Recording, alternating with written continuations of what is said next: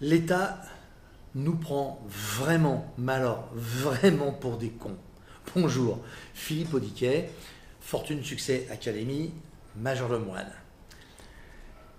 Je vais vous parler d'un sujet dont j'ai déjà beaucoup parlé plein de fois, la disparition du cash. Alors, je fais juste un petit rappel très rapide et après je vais vous donner un scoop. Pourquoi est-ce que l'État veut faire disparaître le cash ? Alors évidemment, on va vous parler de sécurité, on va vous parler du fait qu'il n'y a plus d'utilité, que c'est mieux, que c'est plus facile, que les transactions sont plus simples, etc. On nous raconte la messe une fois de plus et comme d'habitude. Dans la réalité, c'est que s'il n'y a plus de cash du tout, l'argent est une simple écriture numérique.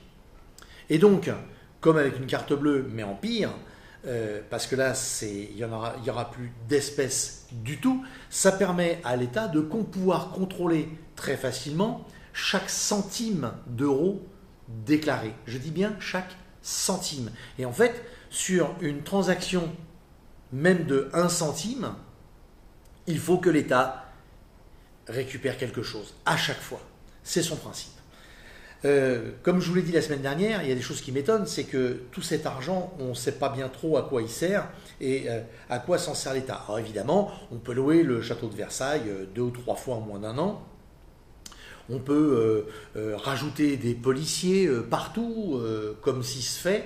On peut même éventuellement, je dis ça avec une pointe d'ironie, se faire matraquer par des gens qui ne sont peut-être pas encore assez dans le système. Ça arrive aussi, ça se voit tous les jours. Enfin, c'est assez curieux. Mais on va revenir au sujet premier, la disparition du cash. Alors, il y a plein de gens qui se sont élevés contre, dont moi. Parce qu'en fait, même si l'État ne touche pas d'argent dessus, ça fait travailler une économie parallèle. Alors je ne dis pas que c'est bien, je dis simplement que quelque part, à chaque chose, il faut une soupape de sécurité. Et la soupape de sécurité, qu'on ne puisse pas avoir des grosses sommes à dépenser en espèces, tout ça, c'est tout à fait logique et ça peut se comprendre. Mais que le cash disparaisse complètement et qu'il n'y en ait plus du tout, qu'on ne puisse plus acheter son pain sans avoir une carte de crédit, ça veut dire que le fisc, l'administration, peut, si elle le souhaite, savoir quand vous avez acheté un croissant et où vous l'avez acheté. Simplement parce qu'il y a une trace numérique. Je veux dire, ça devient fou quand on réfléchit comme ça. J'ai eu envie de m'offrir un bouquin, on sait dans quelle librairie je l'ai acheté, on peut même de là savoir quel est le livre que j'ai acheté parce que c'est marqué sur le ticket. Alors, pour moi, cette disparition du cash, c'est en même temps une disparition de la liberté. Parce que ma liberté première, à partir du moment où je travaille, que je produis quelque chose de positif et que j'apporte de l'argent dans le système et que je fais fonctionner le système, à un moment donné, je dois pouvoir mettre la main dans ma poche, sortir des pièces et faire ce que je veux. Dans le temps, Moneo n'a pas bien fonctionné, la mayonnaise n'a pas prise. Moneo, c'était le paiement avec carte de crédit sans contact avant l'heure. Ça s'est étouffé, on en a pu parler, puis tout doucement, c'est revenu en place. Et aujourd'hui, eh bien, on peut payer sans contact. D'ailleurs, c'est tellement vrai, ça c'est le premier point dangereux, c'est que c'était limité à 20 €. Aujourd'hui, c'est limité à 50 € et on peut finalement le faire plusieurs fois par jour. Donc faites-vous voler votre carte, vous allez être content.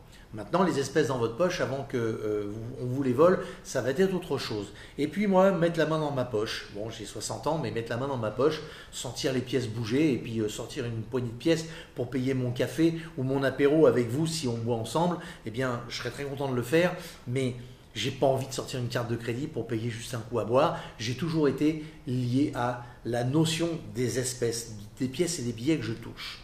Or, et c'est là que ça devient dangereux et qu'on nous prend vraiment pour des cons, comme plein de gens se sont élevés contre, dont je fais partie. Il y a eu un comité d'action publique qui s'appelle le comité d'action publique 2022 et qui a fait une recommandation relativement extraordinaire. Il a déclaré qu'il fallait réduire la consommation d'espèces tout doucement, mais pas pour enlever quelques pièces, pour arriver à l'extinction complète du cash. Alors pour y arriver, il y a des pays qui le font, comme la Suède notamment, mais pour y arriver, ils ont trouvé une technique imparable. Technique d'ailleurs qui remonte à l'origine du passage à l'euro. Au passage à l'euro, on s'est dit, et on était quasiment les seuls à le faire, les pièces de 1 centime et de 2 centimes et de 5 centimes ne servent strictement à rien. Il suffit de moduler les prix de façon à ce qu'on n'ait pas cette problématique de payer 1,97 € ou 53 un article de consommation ou autre. Et ils disent simplement que si on arrive à supprimer ces quelques pièces de centimes, d'abord l'État ferait des grosses économies parce qu'il ne les fabriquerait plus, donc c'est du métal en moins, des achats en moins, et puis un coût de fabrication en moins. Bon, on oublie une fois de plus que derrière il y a des gens qui travaillent et qui les fabriquent, même si c'est derrière des machines, ça on n'en parle pas, mais ça va permettre de faire disparaître ces petites pièces. Alors, une fois de plus, on nous trompe, parce que la disparition de ces petites pièces de monnaie, elle n'est pas faite à l'origine pour simplifier la vie et la monnaie, et dire que finalement on n'en a pas vraiment besoin, ce dont je suis tout à fait d'accord, mais par contre, ça va permettre d'entamer un processus tranquille et régulier qui va nous permettre d'éliminer beaucoup de choses. D'ailleurs, à ce sujet, j'aimerais vous rappeler quelque chose dont j'ai également parlé dans des vidéos précédentes. Rappelez-vous, le billet de 500 € n'a-t-il pas disparu? Tiens, c'est curieux comme, c'est étonnant, n'est-ce pas? Eh bien aujourd'hui, on a attaqué par le plus haut, on attaque par le plus bas. Et tout doucement, on va finir par éliminer tout le cash. Il ne restera plus rien. Alors expliquez-moi comment pourra vivre une de ces personnes qui malheureusement sont appelées SDF et qui n'ont pas forcément de compte en banque, qui n'ont pas de problème. Ils vont être obligés, alors qu'ils n'ont déjà pas beaucoup d'argent pour vivre, et je trouve ça déplorable et très triste, eh bien, de dépenser une vingtaine d'euros pour avoir une carte rechargeable, une carte de crédit rechargeable.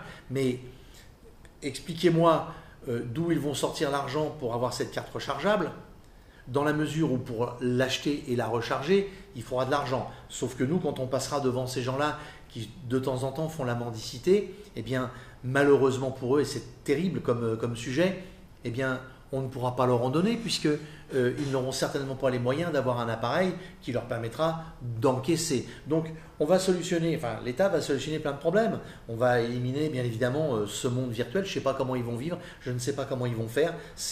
Quand on y réfléchit, c'est juste terrible. Et puis, tout doucement, bien après, on supprimera peut-être les pièces de 10 centimes et de 20 centimes. Pourquoi pas 50 centimes, 1 €. Puis après, on va éliminer les autres gros billets, on va éliminer les 200, les 100. Et puis à un moment donné, on supprimera absolument tout et on sera comme dans certains autres pays, juste avec une carte de crédit ou des codes. Alors, moi, ça me révolte. Ça me révolte parce que la liberté qu'on prône trop souvent en France de faire ce qu'on veut, eh bien, on ne peut plus, puisqu'on est contrôlé par Big Brother, vous savez, ce très gros œil, de A jusqu'à Z. Et là, on en a pris le chemin.